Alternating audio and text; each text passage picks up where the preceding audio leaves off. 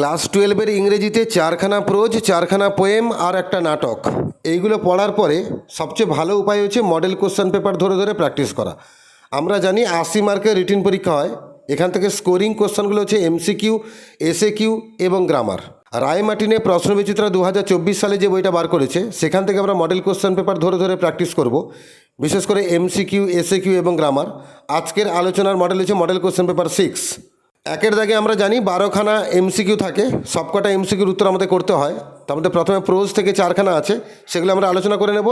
একের দাগে রয়েছে দ্য সান ইজ ডেলিসিয়াস, সূর্যের আলোটা সুমধুর মনে হয়। এখানে ডেলিসিয়াস মিনস, এখানে ডেলিসিয়াস কথার অর্থ কী? তো উত্তর হচ্ছে প্লেজেন্ট, মনোরম মনে হয়, অপশন নাম্বার সি। দুইয়ের দাগে আছে about the meaning of the Arabic prayer chanted at mosque Kalam had. Actually সে মসজিদে যে অ্যারাবিক প্রেয়ার্সগুলো হতো, সুর করে করে পড়া হতো, তো সেই অ্যারাবিক প্রেয়ারগুলোর মিনিং সম্পর্কে কালামের ধারণা কেমন ছিল? উত্তর হচ্ছে নট দ্য ফেন্টেস্ট আইডিয়া, একটু ন্যূনতম আইডিয়াও কালামের ছিল না। তিনের দাগে Mrs Jones gave the boy, Mrs Jones রজারকে কত টাকা দিয়েছিলেন? উত্তর হচ্ছে $10, অপশন নাম্বার ডি। চারের দাগে the tsar asked the hermit, রাজা হারমিটকে জিজ্ঞেস করেছিলেন, মোট কটা প্রশ্ন জিজ্ঞেস করেছিলেন? 3টে প্রশ্ন জিজ্ঞেস করেছিলেন, 3 কোশ্চেন্স, অপশন নাম্বার ডি। এবারে আমরা কবিতা থেকে 4খানা এমসিকিউ আছে সেগুলো আলোচনা করে নেব। 5এর দাগে রয়েছে the poet uses the expression bleeding bark. কবি এই যে কথাটা ব্যবহার করেছেন ব্লিডিং বার্ক মানে রক্তাক্ত ছাল, তো এই কথা কেন ব্যবহার করেছেন? এখানে এ অপশান আছে to assert that a tree has a life of its own, মানে এটা বোঝানোর জন্য যে গাছের নিজস্ব প্রাণ আছে, নাকি to convey the idea that like a human being a tree also experiences acute pain after an injury, নাকি মানুষের মতো আঘাত পাওয়ার পরে গাছও প্রচুর যন্ত্রণা লাভ করে বা যন্ত্রণা পায়। আর সি দাগে two convey the idea that a hacked tree takes time to recover, নাকি একটা আইডিয়া দেওয়ার চেষ্টা করেছেন যে গাছ নাকি অনেকটা সময় নেয় নিজেকে সারিয়ে তোলার জন্য। তো এই সি অপশনটা হবে না, কিন্তু এ অপশনটাও ঠিক আর বি অপশনটাও ঠিক। আমরা ডি অপশনে যাব, বোথ এ অ্যান্ড বি। আর 6এর দেখা গেছে the bed of the soldier is, ওই সৈন্যটা যে অ্যাসলিপ ইন দ্য ভ্যালি কবিতায় শুয়েছিল তার বিছানাটা কেমন ছিল? উত্তর হচ্ছে সান সোকড, রোদে ঢাকা, অপশন নাম্বার এ। 7এর দাগে shall I compare thee to a summer's day, আমি কি তোমাকে গরমের দিনের সঙ্গে তুলনা করবো, এটা সনেট নাম্বার কত? উত্তর হচ্ছে sonnet number 18, option number D. আর 8এর দাগে কোথাও হচ্ছে এ ভয়েস উইল রান, একটা আওয়াজ ছুটে বেড়াবে ফ্রম হেজ টু হেজ, এক ঝোপ থেকে অন্য ঝোপে। এখানে voice refers to the voice of, এখানে ওই ভয়েস বলতে কার ভয়েসের কথা বলা হচ্ছে? উত্তর হচ্ছে গ্রাস হপার, ঘাস ফড়িংয়ের গলার আওয়াজের কথা বলা হচ্ছে। এবারে আমরা নাটকে যাব, ড্রামা। একটাই নাটক আমাদের ক্লাস 12-এ পড়তে হয়, দ্য প্রপোজাল। সেখান থেকে 4খানা এমসিকিউ রয়েছে। 9এর দাগে Chubukov order Lomov to shut up or he would shoot him like a dash. Chubukov লোমভকে বলেন তুমি চুপ করো, নাহলে আমি তোমাকে গুলি করে মারবো ড্যাশ পাখির মতো। উত্তর হচ্ছে প্যাট্রিজ, তিতির পাখির মতো, অপশন নাম্বার এ। আর 10এর দাগে আছে after his daughter's marriage Chubukov wish to live, মেয়ের বিয়ে দিয়ে দেওয়ার পর চুবুকভ চাইছিলেন ড্যাশভাবে বাঁচতে, মানে কীরকম? উত্তর হচ্ছে পিসফুলি, শান্তিপূর্ণভাবে, অপশন নাম্বার সি। 11 দাগে হি ইজ ডেড, সে মৃত মানে সে মারা গেছে। এ ডক্টর, ডাক্তার সেড বাই, এটা কে বলছিলেন যে সে মারা গেছে? ডক্টর, এটা কে বলছে? হি ইজ ডেড, এটা কে বলছিলেন? না, অবশ্যই নাটালিয়া বলছিল, অপশন নাম্বার সি। আর 12 দাগে Chubukov wants Lomov to take the matter of Oxen Meadows to, Chubukov চাইছিল লোমভ পুরো ব্যাপারটা নিয়ে যাক, কোথায় নিয়ে যাক? উত্তর হচ্ছে দ্য কোর্টে বা আদালতে নিয়ে যাক, অপশন নাম্বার সি। এবারে আমরা প্রোজ থেকে এসএকিউ যাব। প্রোজ থেকে এসএকিউ মোট 8খানা দেওয়া আছে, তোমাদের করতে হবে কিন্তু 5টা পরীক্ষায়। কিন্তু এখানে আমরা যেহেতু প্র্যাকটিস পর্ব চালাচ্ছি তাই কিন্তু আমরা এখানে 8খানা উত্তরই আলোচনা করব। 1এর দাগে কোশ্চেন হচ্ছে why was the girl startled in the eyes habit, the eyes habit গল্পে মেয়েটা চমকে উঠেছিল কেন? আমরা উত্তরে লিখব the girl thought that she was alone in the compartment, মানে মেয়েটা ভেবেছিল কম্পার্টমেন্টে সে একা আছে। So when she heard the narrator's sudden voice she was startled, তাই যখন সে লেখকের হঠাৎ করে আওয়াজ শুনতে পেল স্বাভাবিকভাবেই সে চমকে উঠল। 2এর দাগে কোশ্চেন আছে what did Kalam's austere father avoid, কালামের যে সহজ সরল ধার্মিক বাবা তিনি কোন জিনিসটাকে এড়িয়ে চলতেন? উত্তর হচ্ছে Kalam's austere father avoided all inessential comforts and luxuries, কালামের সহজ সরল ধার্মিক বাবা তিনি এড়িয়ে চলতেন সমস্ত অপ্রয়োজনীয় সুখ স্বাচ্ছন্দ্যকে। 3এর দাগে কোশ্চেন আছে why did Mrs Jones feel sorry for Roger, Mrs Jones রজারের জন্য দুঃখ অনুভব করেছিলেন কেন? উত্তরে আমরা লিখব Mrs Jones felt sorry for Roger because Roger had no one in the family to look after him, Mrs Jones রজারের জন্য দুঃখ অনুভব করেছিলেন কারণ রজারের বাড়িতে কেউ ছিল না তাকে দেখাশোনা করার মতো। 4এর দাগে what was the hermit doing when the tsar came to visit him, hermit তখন কি করছিলেন যখন রাজা তার কাছে দেখা করতে এলেন? উত্তর হচ্ছে when the tsar came the hermit was digging the ground. যখন রাজা এসেছিলেন তখন হারমিট কিন্তু অ্যাকচুয়ালি মাটি খুঁড়ছিলেন। পাঁচে দেখা গেছে what is the meaning of reverie. Reverie কথার অর্থ কী? উত্তর হচ্ছে reverie means day dream. Reverie কথা হচ্ছে দিবা স্বপ্ন। ছয়ের দেখা গেছে describe Abdul Kalam's appearance in comparison to his parents. কালামের চেহারার একটু বিবরণ দাও তার বাবা মার সঙ্গে তুলনা করে।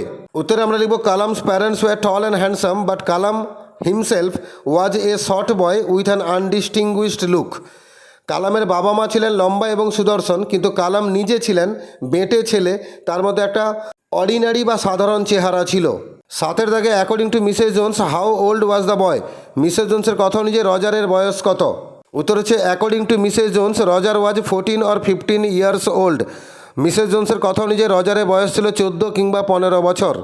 আটের দাগে how did the tsar help the hermit. রাজা হারমিটকে কিভাবে সাহায্য করেছিলেন?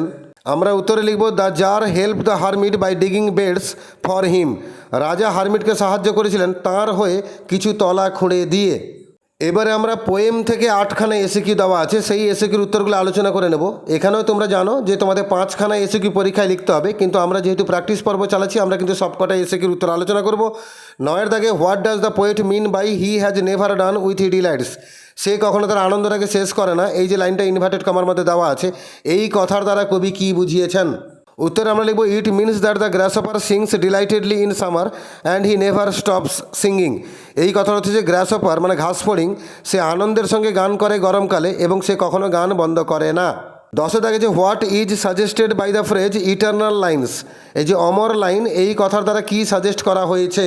উত্তরে আমরা লিখব eternal lines refer to the immortal lines written by William Shakespeare. Eternal lines বলতে সে অমর লাইনগুলোকে বলা হয়েছে, যেটা কিন্তু অ্যাকচুয়ালি লিখেছেন উইলিয়াম শেক্সপিয়ার। 11 কোশ্চেন যে what is described as gentle without guile. কোন জিনিসটার বিবরণ দেওয়া হয়েছে ভদ্র শান্ত এবং কোনো অভিনয় ছাড়া? আমরা উত্তর লিখব the smile of the young soldier is described as gentle and without guile. সেই ইয়াং সৈন্যটা তার যে হাসিটা সেটাকে বিবরণ দেওয়া হয়েছে ভদ্র শান্ত বলে এবং অভিনয়বিহীন ছলনাবিহীন বলা হয়েছে। 12 কোশ্চেন যে what does the phrase earth cave refer to. এই আর্থ কেভ বলতে কী বোঝানো হয়েছে? আমরা উত্তর লিখব when a root is pulled out a gaping hole is created on the surface of earth this is called earth cave. যখনই একটা মূলকে টেনে বাইরে বার করা হয় তখন মাটিতে একটা বিশাল বড় গর্তের সৃষ্টি হয়, সেই গর্তটাকে আমরা আর্থ কেভ বলি। 13 দাগে identify the voices of poetry of earth. The poetry of earth এই কবিতায় যে ভয়েসগুলোর কথা বলা হয়েছে সেই ভয়েসগুলোকে চিহ্নিত করো। আমরা উত্তরে লিখব the voices refer to the গ্রাসহপার song in summer and the cricket song in winter. এই ভয়েসগুলোর কথা বলতে গেলে গরমকালে ঘাস ফড়িংয়ের গানকে বলা হয়েছে এবং শীতকালে ঝিঝি পোকার গানকে বলা হয়েছে।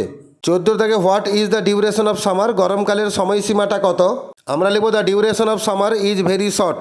গরমকালের সময়সীমাটা হয় খুবই কম। 15 থেকে where does a slow stream flow. একটা ধীর গতিতে নদী প্রবাহিত হচ্ছে কোথায়? আমরা উত্তরে লিখব a slow stream flows in a valley where a soldier lies dead. আমরা বলবো ছোট্ট একটা নদী প্রবাহিত ছিল সেই উপত্যকায় যেখানে সৈন্যটা মৃত শুয়েছিল। 16 কোশ্চেন আছে how does a tree grow. একটা গাছ কি করে বড় হয়ে ওঠে? উত্তর হবে a tree grows slowly by consuming the earth for years. একটা গাছ বড় হয়ে ওঠে আস্তে আস্তে করে মাটি থেকে পুষ্টি রস নিয়ে বছরের পর বছর ধরে। এবারে আমরা গ্রামার পোর্শনে যাব। আমরা জানি ক্লাস 12-এর ইংরেজিতে আমাদের 6খানা ডু অ্যাজ ডাইরেক্টেড মানে ব্র্যাকেটে বলা থাকবে কী করতে হবে, এরকম গ্রামার করতে হয়।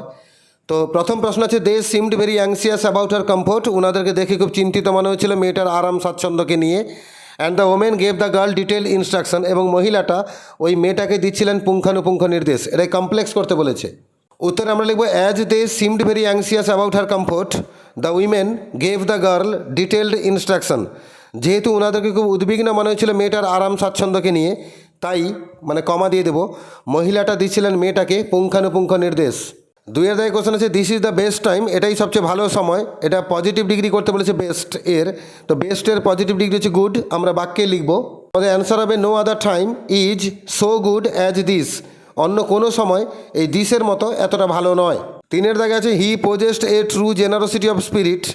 তিনি অর্জন করেছিলেন সত্যিকারে দয়া করার মানসিকতা। এখানে ওই জেনারোসিটিকে অ্যাডজেটিভ করতে বলেছে, তো জেনারোসিটির অ্যাডজেটিভ হচ্ছে জেনারাস।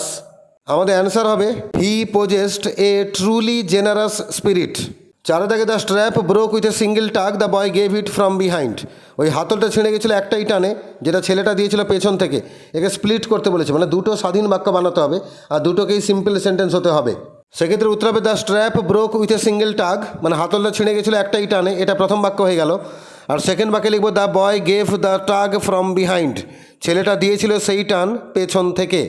5 দাগে কোশ্চেন আছে and he did not want to be mistrusted now, এবং সে অবিশ্বস্ত হতে চায়নি, এটাকে ভয়েস চেঞ্জ করতে বলেছে। আমরা উত্তরে লিখব and he did not want anybody now to mistrust him, মানে সে চায়নি যে কেউ তাকে অবিশ্বাস করুক। 6 দাগে কোশ্চেন আছে if you can give me none tell me so, যদি আপনি আমাকে কিছু বলতে পারবেন না তাহলে সেটা অন্তত আমাকে বলে দিন, এটাকে হাঁবাচক বাক্য করতে বলেছে। উত্তরে আমরা লিখব if you are unable to give me anything comma tell me so, যদি আপনি আমাকে কিছু বলতে অক্ষম তাহলে আমাকে সেটা বলে দিন। এবার বি দাগে 6খানা শূন্যস্থান আছে, এগুলোকে আর্টিকেলস অ্যান্ড প্রিপোজিশনস বসিয়ে শূন্যস্থান পূরণ করতে হবে। আমি উত্তর সহ বাক্যগুলোকে পড়ে দিচ্ছি। The high priest of Rameswaram temple, Pakhi Lakshman Shastri, was a very close friend of my father's. One of the most vivid memories of my early childhood is of the two men, each in traditional attire, discussing spiritual matters. R C দাগে question আছে common error, এখানটা বাক্য দেওয়া আছে, বাক্যটা ভুল শব্দ আছে, ভুল শব্দটাকে আন্ডারলাইন করা আছে, সেটা হচ্ছে প্রুডেন্স, এটা ভুল শব্দ, একে সঠিক করতে হবে। সঠিকটা হবে প্রিটেন্স, অপশান নাম্বার 3। কিন্তু তোমরা পরীক্ষায় যে বাক্যটা লিখে দিয়ে আসবে সে বাক্যটা হচ্ছে the window was open and I faced it making a pretence of studying the landscape. এইভাবে আমরা মডেল কোশ্চেন পেপার 6 থেকে এমসিকিউ, এসকিউ এবং গ্রামার আলোচনা করলাম। এর আগের মডেলগুলোর উত্তরগুলো আলোচনা করা আছে এবং সেই ভিডিওগুলো আমার চ্যানেলে আপলোড করা আছে, তোমরা আমার চ্যানেলে ভিজিট করো, সেই ভিডিওগুলোও দেখে নাও।